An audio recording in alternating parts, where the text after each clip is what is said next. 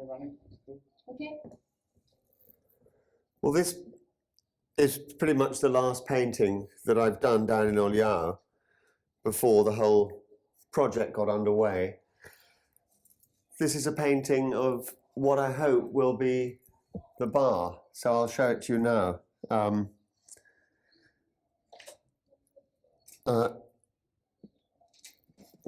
Behind me here is obviously the subject matter, but also it will make the most amazing bar, I think. A winter bar for anybody that wants to come and stay. I'm coming back.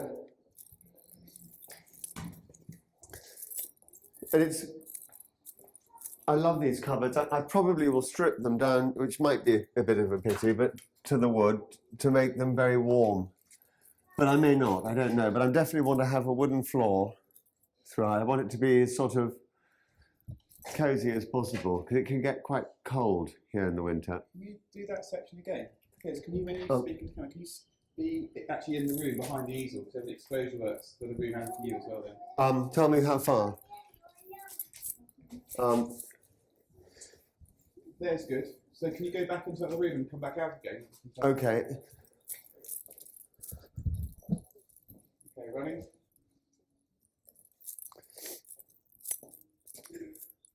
Well, as you can see, there are these wonderful fitted cupboards. It used to be a grocer's shop, and then, in fact, when I bought it, it was used as a cobbler's shop. And the little old man who looked very innocent, in fact, had his electric ladyland on the back of the cupboards here, which perhaps is too dark to see. But anyway, yeah, I want this to be the bar for anybody that might come and stay in the Crumbling Foundation. And it's very much like a famous bar in Amsterdam called Wine and Focking, which actually isn't a whorehouse, surprisingly. It's just that it was the name of the man that started making Ginebra all those years ago. And it's got pretty much the same layout, with a front room with the bar in it.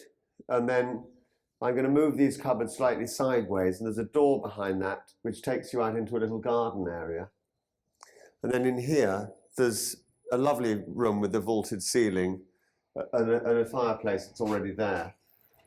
And then I can take you upstairs, which is probably be much easier to shoot up there because it's much lighter. And I hope that, anybody that buys a drink will walk around anyway and use it. There'll be table football and, whatever, exhibitions, But anyway, it's one of those, it's a part of the project. And luckily, actually, this building is in pretty good shape. Okay. Should we go upstairs?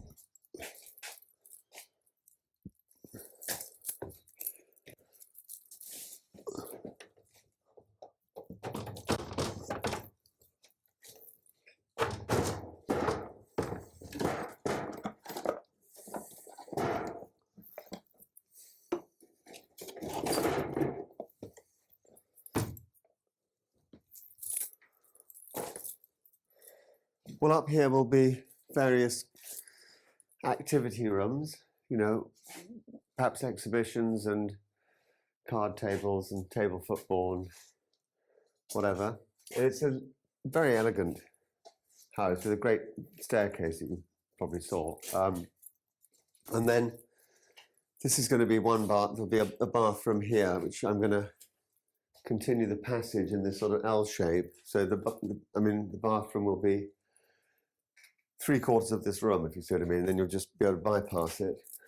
And then, although this is a small outside space on the side, it's very significant because I want to knock French windows here to bring masses of light into the room that's in the front, which you haven't been into yet. And then this staircase is going to be crucial in bringing light down into that back room.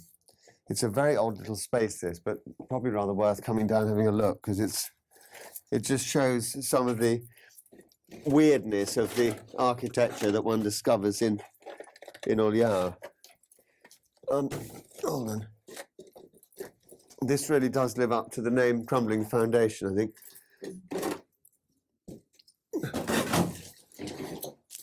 Anyway, this bar is going. It's one of the promises that I made to Elidio was that I was going to give him a bar to run when he's retired, and it's going to be called Chez Elidio, as in with Elidio, but in fact the Chez is just going to be spelled C-H-E. And on one side of the sign, which he'll paint, it will be a self-portrait, and on the other side will be a portrait of Chez. Anyway, this door opens into the bar, and this small area here, as small as it is, means that, as I say, it'll bring light into the back of the building. This can be open, that entire wall I want to come out and make the whole thing a beautiful wrought iron gate. And then hopefully people spilling out into the street. This staircase that the cameraman's standing on, I'm going to turn into, I'll make it in metal. I'll leave the first flight of stairs as they are, but the second one I'll make it in metal or wrought iron so that it lets light through and into the back of the building.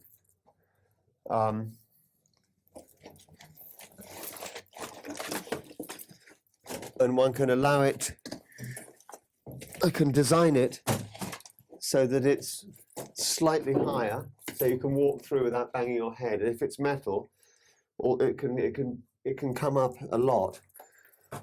And then at the end here I'll knock through here and put a door, and probably a second door here actually, and just bring light into the back of the building. But let's go up onto the roof, because that's probably be one of the favourite areas.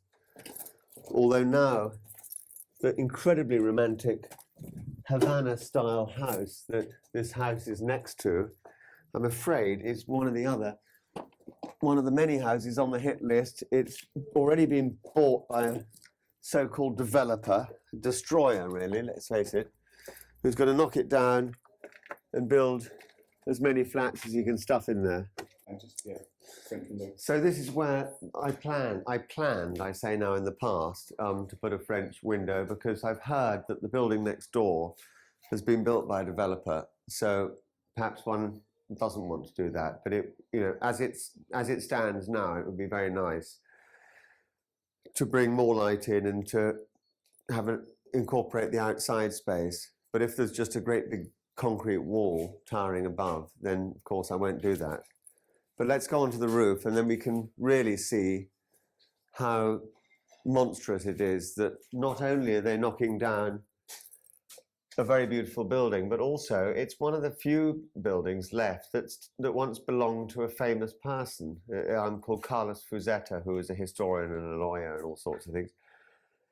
The next door village, town, may or may not have been named after him, I don't know, but the next town along is called Fuzeta. But they're so silly, the camera, that they have no concept about what it is that people might want to look at. So let's go upstairs anyway. Very well made house, really solid. It just needs really a bit of decorating. There's not really much else it needs, I'm pleased to say.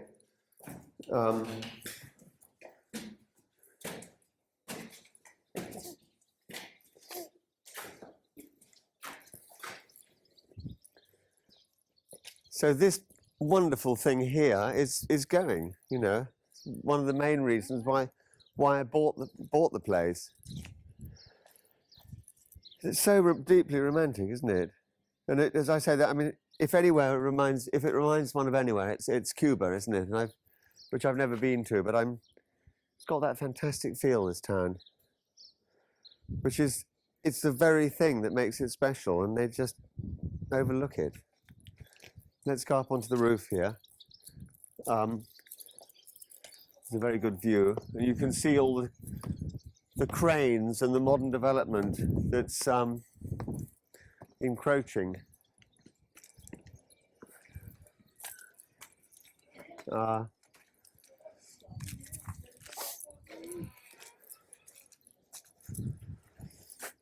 No, wonderful, this town. It's going to be just ghastly watching that come down, isn't it? it reminds me of Monopoly, funnily enough. I mean, which should be one of my favourite games, I suppose. Because if all the pieces in Monopoly was a different house, which I don't think they are, I haven't played it for such a long time, but they're also architecturally so different. That's like a little sort of country barn, that's like a church. And that one over there, God knows what, you know, a grand house or something, but it's so mad. The architecture here is so mad, really, and it inspired. Yeah, it's whatever it is. It's unsophisticated but deeply romantic, I suppose. That's what you call it, perhaps. Like me, maybe. Anyway, so there's the church, obviously, and I think we should all go in there now and say a prayer for Olhão, don't you?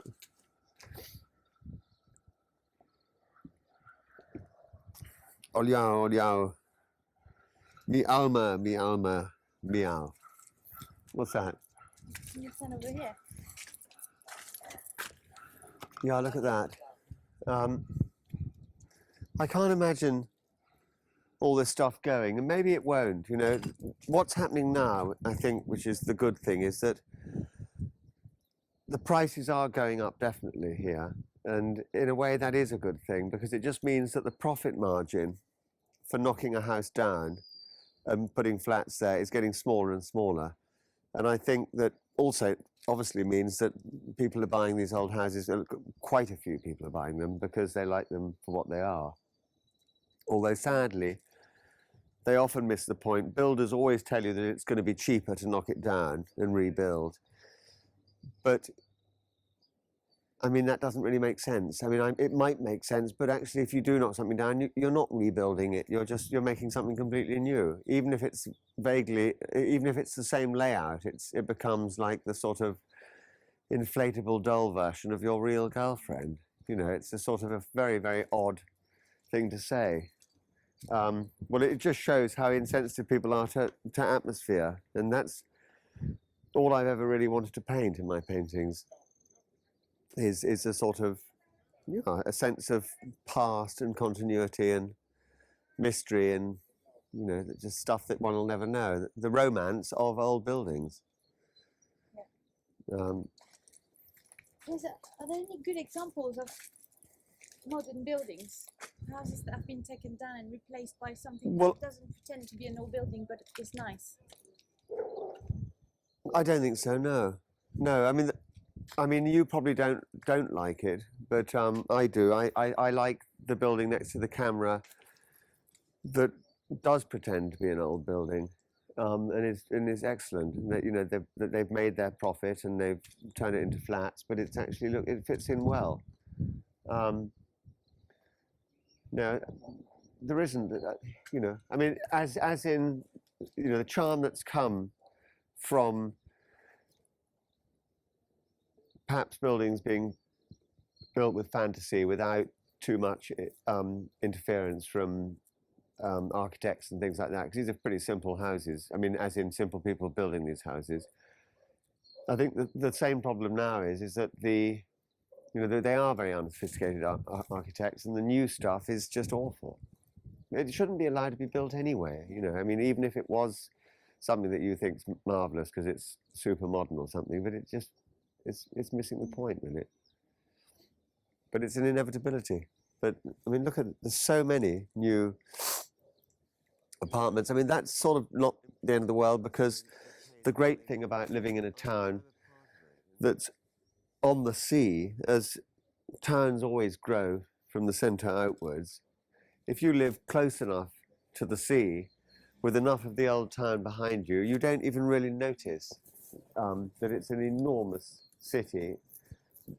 I mean, you know, as in, it's a big town, Well, as far as we and it feels like a small village, doesn't it? Exactly. As far as we're concerned, everything is walkable distance. Well, I'm absolutely in the heart of it. Yeah, there's no more than a 2-minute walk between one house and the other, and so. And the church and the sea. And yeah, it's going to be I think it'll be fantastic for people to come stay here.